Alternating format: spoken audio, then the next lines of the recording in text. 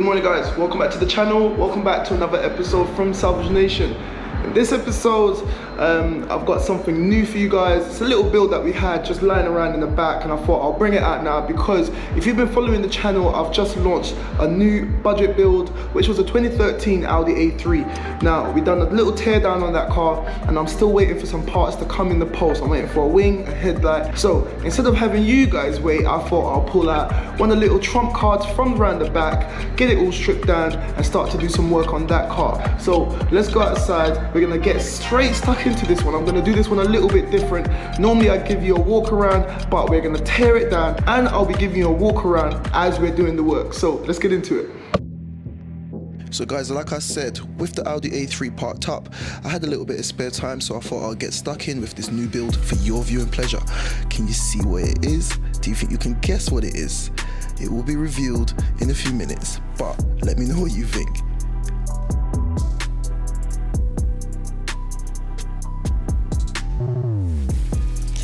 There you go guys, it's a Toyota CHR, and I've been sitting on this build for a little while, but anyway, let's get into it. Like I said, I'm doing this a little bit differently, so as I'm getting stuck into the front end, I'm tearing down all of this damage because I want to see what's hiding beneath all of the damage. As you saw just now, the sides have got no damage and the rear of the car has got no damage. However, the interior has got a blown dashboard and a blown driver's side airbag, as well as the curtain airbags. They've all blown as well, so we'll have to replace the entire airbag kit. Anyway, back to the front, and everything is looking like a bit of a puzzle, but with a little bit of time and effort, I was able to sift my way through all the rubble, and it's revealing more and more damage. Like the title says, I'm in for a surprise, and you guys are in for a little bit of a surprise because everything is just looking a complete mess on this one.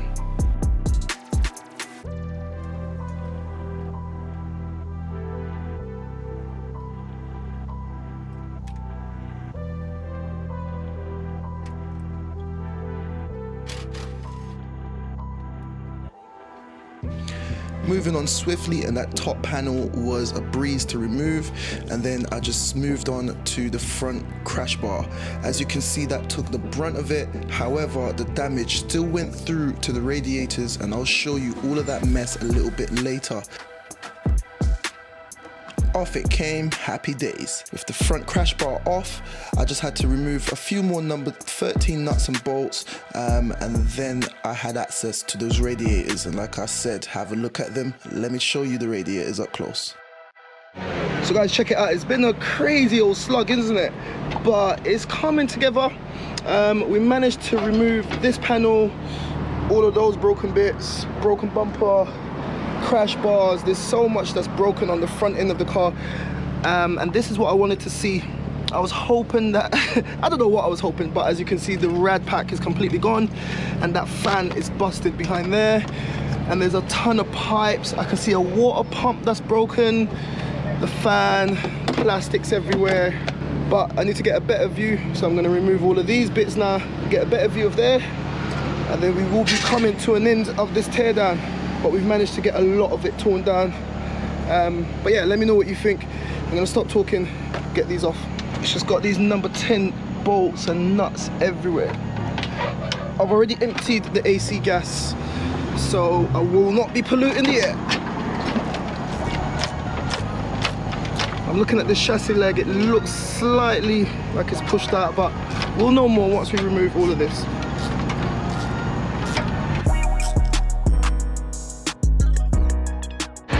Alright guys, so as you can see, we've gone ahead and ripped down everything that we can do on the front. Those are those rad packs that I was telling you about. They're completely gone. Have a look, let me just get it out for you a bit.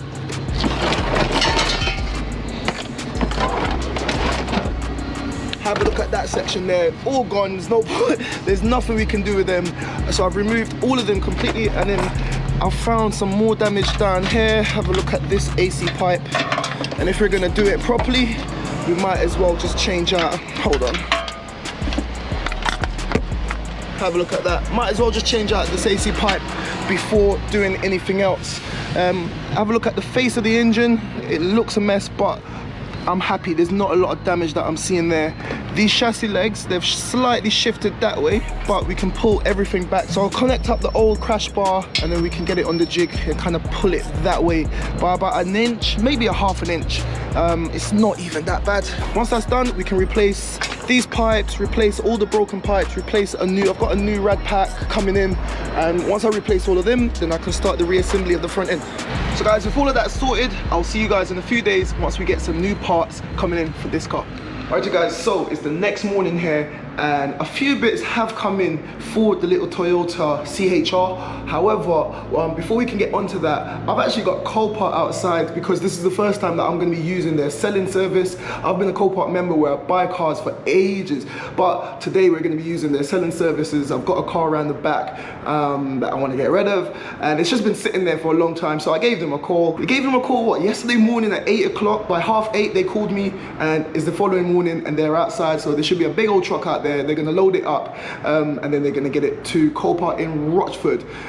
So let's go outside, load that car up, and then we're going to get the Toyota inside and start doing some work on that. So let's go. So like I said, I gave Copart a call yesterday and I told them that I want to sell a vehicle. This is a service that they do, and all you need to do is go onto the Copart website, type in the details when you click the sell a vehicle tab, and literally someone will call you within half an hour, within next to no time, and they'll make an arrangement and someone will come and collect the car, and you don't even pay anything until the car is sold, because Copart recovers their money from the seller. And that's why when you're buying from Copart, the seller fees are so expensive, because that's how Copart makes their money. Anyway, it's a good service to use, and this is a car that we had sitting around the back of the garage trying to shift it, and we thought, you know what, I'll try my luck in the auctions. But Copart came down, they loaded up the car, and they were out of there, man. And Copart have not sponsored this video. They haven't asked me to say any of this. I'm simply including this information and showing you a video log of everything that I did, so that if you are watching this and you want to do it in the future, then you know how to do it. Right, back to it. You can actually tell that Copart caught me off guard because the car is still jacked up. So guys, there you have it. That car's gone off to the auctions. We've got this car left. There's a few more bits that I need to remove from the front end before we get it in the garage. Before we get it in the garage, and I'm going to sort out that chassis leg. Thanks to this guy here. Come get the car done, man. Guys, we're having a very productive day. Spirits are high in the garage. You know them ones, Ice Cube. Today's going to be a good day. Sorry, guys. No time for drama today. Today's going to be a good day. Let's get the car in the garage and start to do some serious work.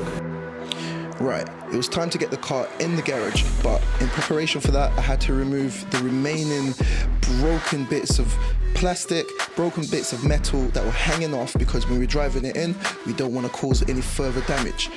This was a breeze, and it was time to get the car in the garage.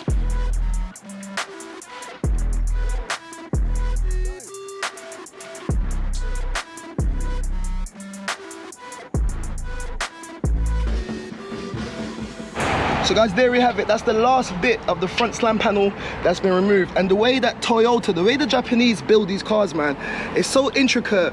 The build quality is very high, but it's just really annoying when you're trying to tear it all down. But anyway, that's all torn down. Some of these things, we've got all brand new bits right here. We're gonna have to weld them into place as well. But yeah, all of this is coming off. And as you can see, the front of the car, it looks a total mess. But once we align those chassis legs and get everything in place, it should be a straightforward fix after that. So we're gonna get the car in the garage now and deal with what we need to deal with.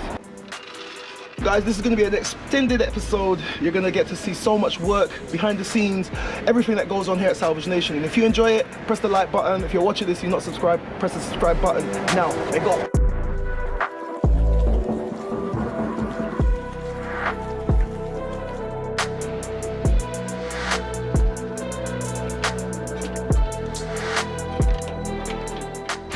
Guys, watch the tightest 3-point turn ever. This is Akil's cousin. You've seen him on the channel before. First cousin. First cousin. Well done, son. Guys, look how sick this interior looks. Hello, guys. This blue just pops. and it matches the blue on the screen and the blue around there, and it's a shame that it's got to come out because it's blown, and it's blown through the leather. But if you look, the leather is even slightly purple as well. But it's a lovely car, nice car. Hopefully we can do a good job on the front end, and then just got out all of this blown airbags, etc, etc. But for now, let's start. Yeah. Alright, you guys, so now that the car's in the garage, it's now time that we can get down to the nitty gritty. I've got a few AC pipes that I need to change. Those will come in the post. I've got all the rads, but before we do all of that, I'm going to change the AC pipes, and then we're going to get the jig out and try to sort out the chassis legs. They're not crinkled, they're not bent. However, they're both just shifted about 1/4 of an inch, which is not a lot. However, it's enough to throw everything out of whack. Nothing is lining up, and that bumper bar is not fitting in the right location. So we need to sort that out before continuing. So let's get to it with that. So with the majority of the front end torn down, Akil got started with removing that broken bonnet. And as you saw just now, we're using a number 12 socket to undo the number 12 bolts. And that's the thing with Japanese cars, the majority of the nuts and bolts are either number 12s or number 14s, whereas European cars are normally number 8s or number 10s. And that, guys, is the fact of the day. Anyway, moving on swiftly, whilst I had access to the AC pipes, I used that opportunity to change out a broken one that I had noticed, and then we just continued with tearing down all the broken bits of metal, all the broken panels that were hidden on the front of the car.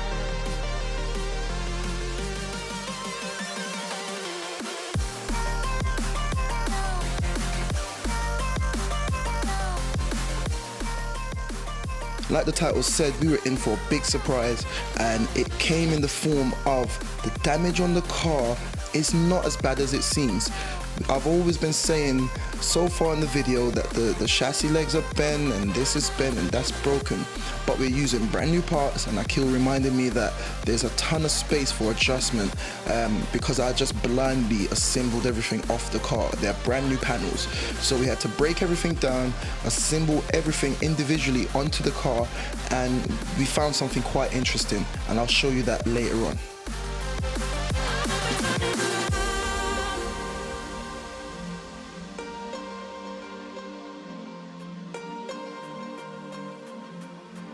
Now, with the front slam panel partially in place, I got started with the radiators, and as you can see, they're all brand new in individual boxes, and you have to assemble them, which turned out to be a bit more of a task than first expected.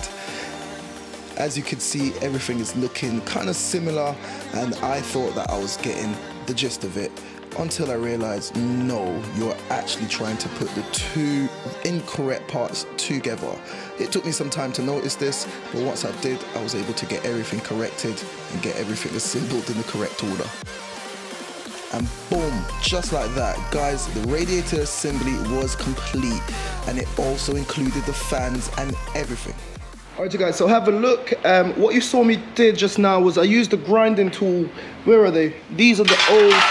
Look at these busted plates. These kind of sit right there, and they're welded on by two little welds, two little spot welds. So I cut those off. I've got a brand new set of those to put back on.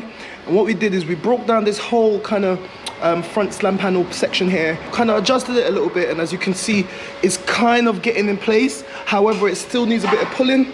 But we need this cross member to unify both chassis legs so that if we do pull, when one goes that way, the other one will follow. If one goes that way, the other one will follow. So they have to go as a pair. So it's imperative that we get all of this kind of cross member section here kind of fastened down so that it links up the two chassis legs again. So we're gonna go ahead, buckle everything up, and then we can do our measurements across to make sure that everything is lining up. To be fair, now that we've done that, it doesn't look that bad. Chassis leg has gone straight there. Chassis leg has gone straight there. It's weird. It's just like some cars, like BMWs, the rails are completely straight, but it looks, and if you look at this panel here, it's at an angle, it looks like both legs kind of slightly yaw outwards. So we might have gotten away with it. You never know. We'll only know once we do the rest of the front slam panel, and then we can check the measurements to see if everything is lining up. Everything seems to be going together fine. There's no damage to the rest of the supporting brackets. So we're assuming that everything is okay. And if it does need any more jigging, we can... Can't speak. Look at this one.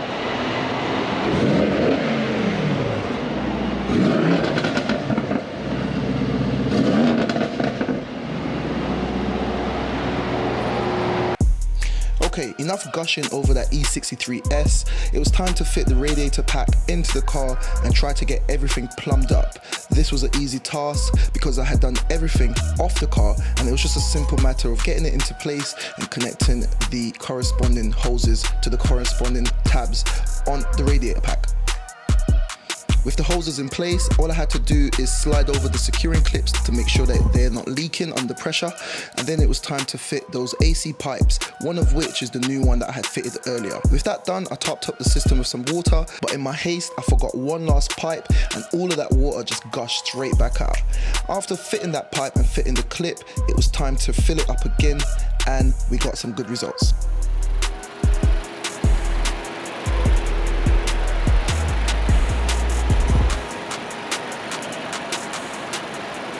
So guys, there you have it. Now it's time to finally take a break. Literally, I've just been watching it back. All of it is high speed. It's making me tired even just watching it. I hope you're enjoying it. But as you can see the coolant level is quite high on this secondary water tank. The primary water tank as well is actually gone down. So a trick that I like to do is, once I fill it up for the first time after replacing all the rads and stuff, heat it up, get it warmed up, get the water flowing through, and then just switch it off and leave this off. And if you know, hot air rises and it just bubbles away, and it basically steams the engine and everything comes out. So with all of that done, I just wanted to make sure that nothing else was leaking, that I can't find any leaks. Everything seems to be holding fine. As you saw earlier, the fans kicked in, which is a must. You always need to make sure that the fans are kicking in. And like I said earlier, I had it steaming basically. All the hot air rose, it's come out the system, and I am happy with that. I wanted to make sure it wasn't leaking before I go ahead and continue the assembly on this front slam panel. And speaking of that, guys, I think, you know what? I thought that the chassis legs were bent, but it might be all right. I can't see any creases. I can't see anything hiding in there. And come to think of it, I would have expected to see kind of like the supporting brackets and the supporting arms to be creased or bent as well. And I can't see any of that on either side. But anyway, like I said, I'm going to continue assembling all of these panels bit by bit, piece by piece, and hopefully we continue to get lucky. I am happy so far. Let me know what you think in the comments. Right, I'm going to stick you back on the time lapse, and I'm going to get all these top panels and the remaining supporting panels in place. Let's go. So guys, at this point, I'm completely over the moon, and everyone who's attached to this build is absolutely thrilled, because the damage is just, it was a lot worse than first expected. It was a lot worse than it seemed, and those chassis legs seem to be just very, very rigid, and it just goes to show how good the build quality on these Japanese cars are. And after one day of hard work, hard graft, we've turned the front end of this car from a mangled beast into something that actually looks like a car again. So guys, there you have it. We've come to an end of a day, and we've come to the end of this episode. We managed to do a lot on that little Toyota. Let me know what you think in the comments down below. Today, a few more deliveries for the Audi A3 has turned up, and like I said, I was only doing this build today as a little stopgap so that you guys are not left wanting. Now, if you want to see part 2 to this video, that car is going to continue to get rebuilt. We're going to continue to finish it off, but whether I film it is going to depend on you guys. So I want you to get in the comments right now. Let me know if you think I should continue with it, if you want me to film and put more episodes out, or should I just fix it off camera. You let me know. I'm going to be governed by you, but you're also going to be getting a new episode on the Audi A3 as well, because whilst I was filming today, I also went round the back and I did some more filming on the Audi A3, so I've got a new episode loading for that car. But yeah, I am tired, so this is where we're going to head off. So like I always say, keep it moving, and I'll see you in the next one. Guys, thank you for watching. Click here to see what YouTube thinks you should watch. Click here to watch one of my previous episodes. And like it said there, don't forget to like, comment, share, and subscribe. We out.